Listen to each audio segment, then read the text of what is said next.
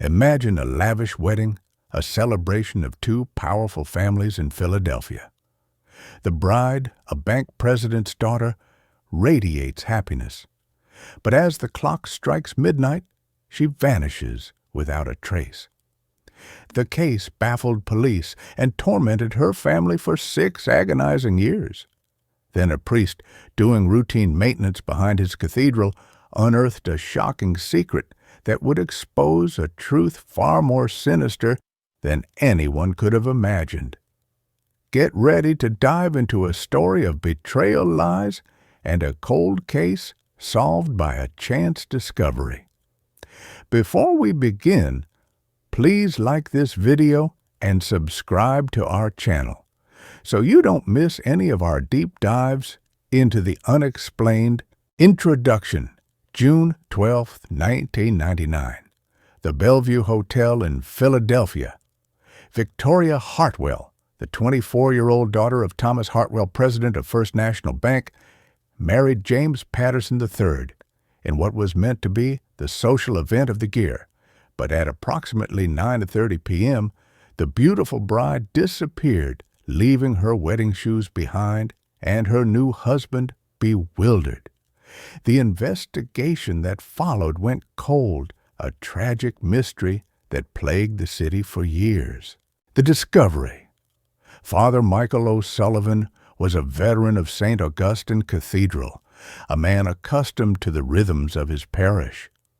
In October 2005, he was pushing a wheelbarrow behind the church, finally addressing persistent drainage issues. Using a borrowed metal detector, he swept the area and found something buried beneath loose stones. His fingers touched something smooth and artificial, a deteriorated leather purse. Inside a wallet held a driver's license belonging to Victoria Elizabeth Hartwell, the vanished bride. The purse also contained a motel receipt from the same night she disappeared, dated June 12, 1999. Michael's mind raced. This was a clue that had been buried for 6 years, and it was the key to unlocking a terrifying truth. An investigation reignited. The discovery of Victoria's purse and the motel receipt specifically from a small motel on the city's outskirts, a stark contrast to the luxurious Bellevue Hotel, blew the cold case wide open. The receipt, though faded, was for a single night stay paid in cash. This new evidence reignited the investigation, with homicide detectives immediately focusing on a fresh suspect, the hotel bellboy. He had been a low-priority suspect in 1999, but now his whereabouts and actions on the night of the wedding were re-examined. A bellboy's secret. The bellboy, a young man named Eric, had a history of petty crime and was working a part-time job at the hotel on the night of the wedding. Initially, he claimed he hadn't seen Victoria after 9 p.m., but a new look at the hotel's old security footage revealed a fleeting image of Eric taking Victoria's purse to the back alley of the hotel. He was seen briefly speaking with her, then taking the purse. But why? When confronted with this footage in 2005, Eric finally confessed. He admitted to seeing Victoria in distress and agreed to take her purse to a motel where she had arranged to meet someone. The person was not her husband, James. A second discovery. Eric led police to the exact spot where he had placed the purse, and he also revealed the name of the motel. The new investigation revealed a chilling truth. Victoria had an affair with a powerful married city official, a man who attended the wedding but had left early. This man, however, had a meticulously crafted alibi. The investigation went back to the motel where Eric had last seen Victoria. But the motel's records from 1999 were gone, a coincidence that raised the suspicion of a deeper cover-up. The police were at a dead end until the priest, Father Michael, discovered another secret. A twisted confession. The motel was a dead end, but a re-examination of the church's financial records from 1999, which Father Michael had kept in perfect order, revealed a startling pattern. There were several large anonymous donations to the cathedral in the months following the wedding, always in cash. Each was accompanied by a small handwritten note from the city official requesting a special prayer for the lost.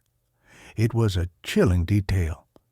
Michael confronted the man directly, and faced with the evidence, the city official broke down and confessed. He admitted to the affair with Victoria and to having hired a third party to handle her. But he insisted he never intended for her to be harmed. His lie was revealed when the police, following his directions, made a gruesome discovery. A gruesome discovery and an unlikely witness. The city official led authorities to an abandoned warehouse where a deep drainage ditch was covered with old rusted sheet metal. What they found beneath the metal was a nightmare: Victoria's body wrapped in a plastic tarp, buried for 6 years. The autopsy revealed she had not been murdered at the motel, but at the church itself. The official had paid a hitman, but the real key was a witness, Father Michael. He recalled hearing a terrible argument in the cathedral's alleyway that night, followed by a car speeding away. He had dismissed it, thinking it was a late-night argument. He'd even found Victoria's purse and buried it in the churchyard, thinking it was a lost item. The initial search was called off because he never came forward, fearing his reputation would be ruined by the discovery of an affair. Justice finally served. The city official was arrested, but the trial revealed a more complex truth. He had hired a hitman, a man who worked for the church to get rid of Victoria, but the man had killed her in the church alleyway. The official was sentenced to life in prison, while the hitman received a death sentence. The case, a tale of ambition and betrayal, was a shock to Philadelphia's elite.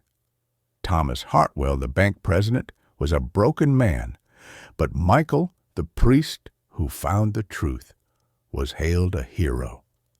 His honesty and willingness to confront his own secrets brought justice to Victoria. The tragic story of Victoria Hartwell is a chilling reminder of the secrets that lie hidden in plain sight and the terrible price of lies. This case highlights how a small oversight can have devastating consequences, and how a brave individual can bring justice after decades of silence. If this story has captivated you, please like this video and subscribe to our channel. Your support helps us continue sharing these true crime stories. Thank you for watching, and we'll see you in the next one.